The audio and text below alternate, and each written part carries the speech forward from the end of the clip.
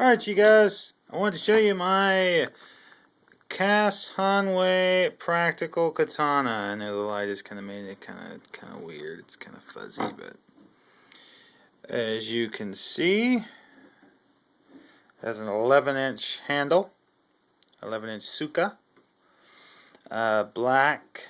It says it's doe skin, but I think it's synthetic doe skin because there's no nods, there's no nodes or anything on here with it. The glue. It has synthetic ray skin, and I'm going to show you, see if I can find it. Let's see, the other side is much easier to see.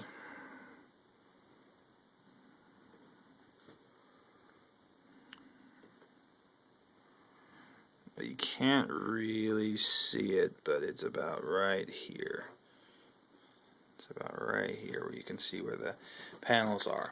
Well, I wanted to go over kind of some of the parts. There's a few videos that do this already, but I kind of wanted to do it. It's going to be a quick overview of what each part is. This is the Tsukagashira, which is the end cap. And anyone who's ever seen these swords actually knows that it's blackened iron. But just through use, the patina is rubbed off, so it's kind of like silverish now, which makes it look really cool.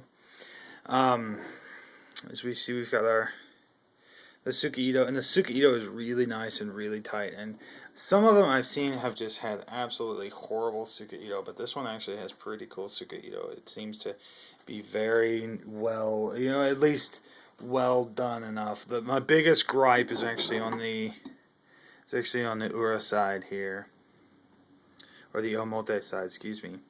And as you can see, this is misaligned here on this first turn.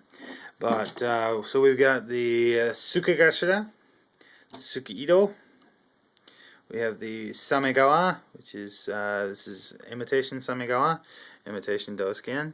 We have our Manuki, which are plastic covered in this stuff. It makes them look like they're copper, but they are plastic. I have not had the heart to take them out. I'm going to probably buy some better ones, or I might just leave those in there. They're not hurting anything. See, there are two. They're unique. They both have unique designs, which is kind of cool. It does have its Makugi pin, but sadly on this model you cannot take the handle off. You have to break the handle off. I've seen some people are selling I've seen online they do sell a spare Suka for this particular sword. So if I do decide to take this Suka off, I may buy the spare Suka. So we got the Fuchi. The Fuchi, same thing is happening to it that's happened to the the Tsukagashira. The black is rubbed off, leaving a silvery look to it, which makes it look really cool. As you can see, it looks really neat. The Suba is a plain Suba. The bottom is starting to rub off. The bottom is starting to lose the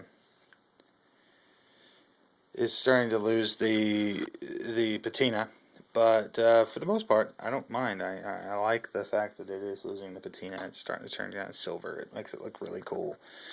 We have the Seppa. This has two Seppa.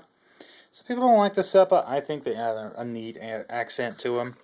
You have your this is the excuse me, I'm losing my mind here. Habaki. This is a really neat little habaki.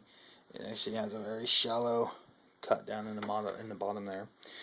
Now to the blade, and this actually has a nice grain to it. Sadly, you cannot see the grain. My camera is not good enough to see the grain, but there I am. Actually has a nice hamon. Let's see, you can see it's actually on there. It is acid. It's a real hamon, but it is brought out with acid. They hit it with the acid to just increase the hamon's appearance. This is the tip, the Kasaki. It does have a yokote. You can't really see the yokote too well. Let me see if I can get it in the light there. It's not a geometric yokote, but it is a yokote. And according to one particular swordsmith, I don't remember who, A yokote is a yokote is a yokote, even if it's not geometric. So these are the parts. It actually has a nice sort of middle grade sori, which is the curve. The the shinogi is pretty nice. It's about a half an inch. Shinogi, the whole blade is about an inch and a quarter.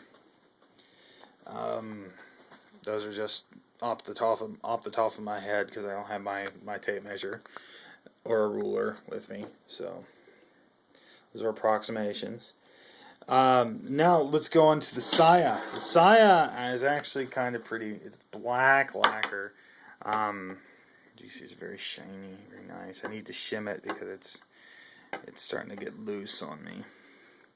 It does have some dings in it. You'll see on the other side. There's a ding, and this actually happened in shipping, which kind of pissed me off. But I had to ship it from West Virginia, and when it got here, it ended up getting a ding in it.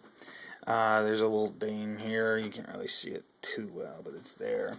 I changed the segeo.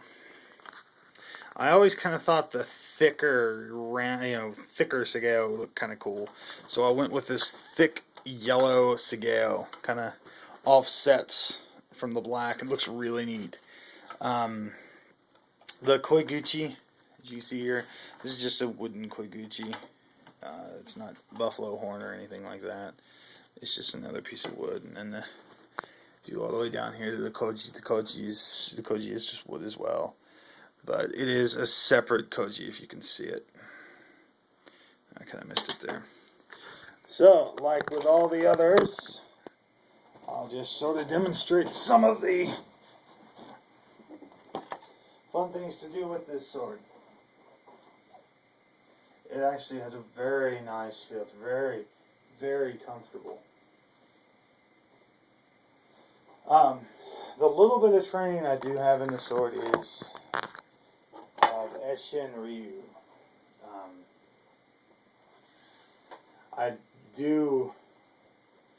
know about 3 kata, one and one, and then 2 standing kata. And the standing kata, let me grab my obi, or my belt. Here, you can hear all sorts of shit fluffing around. But put my belt on.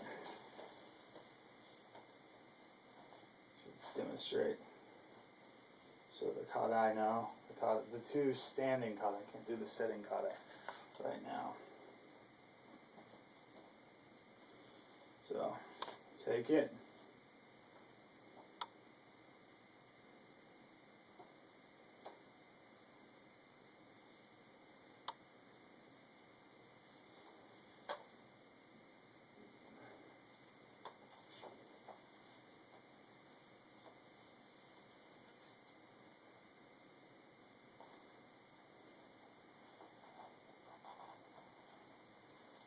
I'm a karate guy. I'm a karate guy who knows a teeny bit of yaito. But, so, again, step forward, step, let me see, I'm going to face the camera. So step, break the seal, step forward again, cut, show nooch.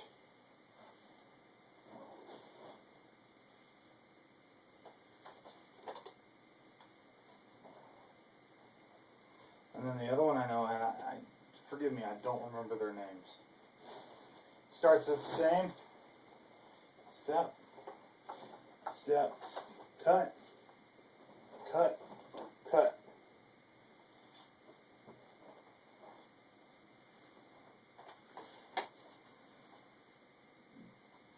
One of my favorite chubi, which is to knock the blade off, the blade, is actually this one.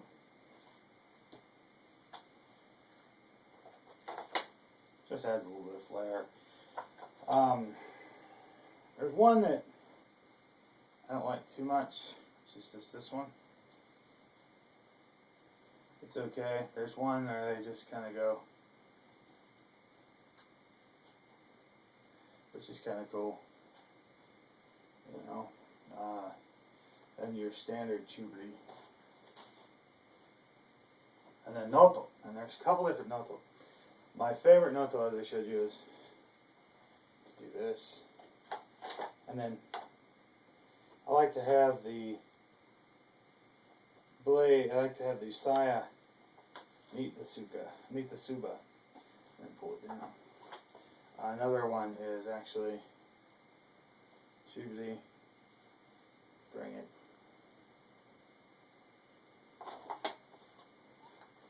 And meet it. And then there's just the standard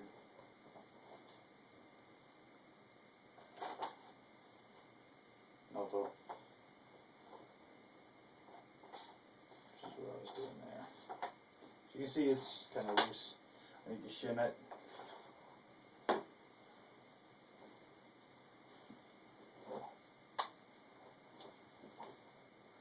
But this is the sword that I'm going to be cutting with.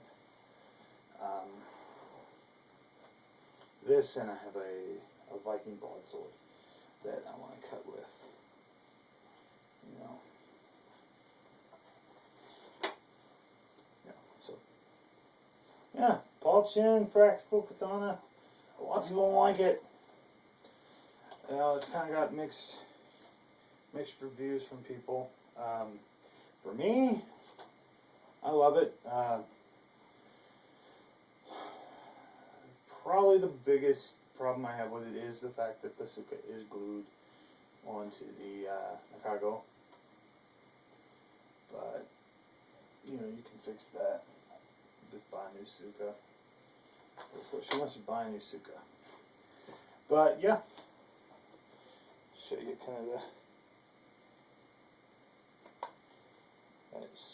of the suka gashida there.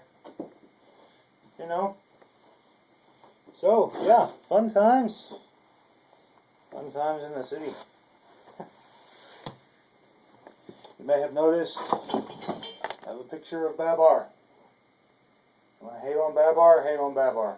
But Babar is awesome. Picture's been here forever. Alright, so, awesome. And that is it.